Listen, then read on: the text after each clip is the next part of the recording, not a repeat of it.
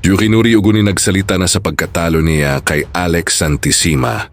Mga boxing fans, nagsalita na si Yukinori Uguni matapos ang hindi hinahasahan ng kanyang pagkatalo sa heavy underdog na Pinoy na si Alex. Santissima 8-round stoppage.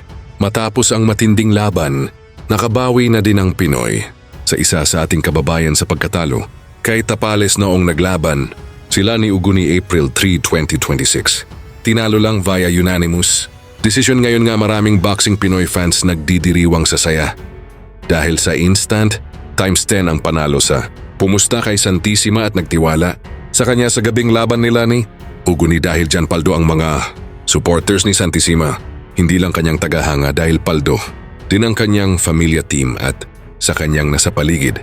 Tumutulong sa tring niya sa kabilang banda mga kaboxingan niya ni Uguni. First round pa lang sa laban nila ni Alex Santissima, nagkaroon na pala siya ng injury sa kanan balikat, pero matapang din si Uguni dahil nagpatuloy pa rin sa laban at bumabato ng malalakas na combination bawat round. So, anong masasabi niyo sa pahayag ni Uguni mga kaboxing?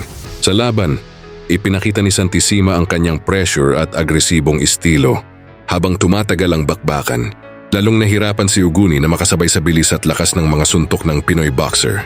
Pero sa kabila ng pagkatalo, hindi naman dapat maliitin si Uguni. Isa siyang veteranong Japanese fighter, former IBF World Champion na dumaan din sa matitinding laban. Ang mahalaga, tinanggap yung naging resulta sa laban at maaari din itong maging aral para sa kanyang susunod na laban.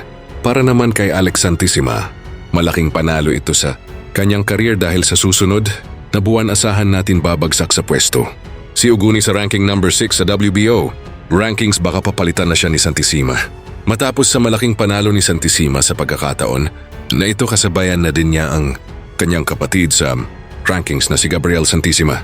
Mahalagang momentum. Ipinakita ni Alex Santissima na kaya niyang lumaban ng mataas yung pressure at tapusin ang laban sa isang matibay na kalaban. Ang tanong ngayon, ano ang susunod para kay Yukinori Uguni?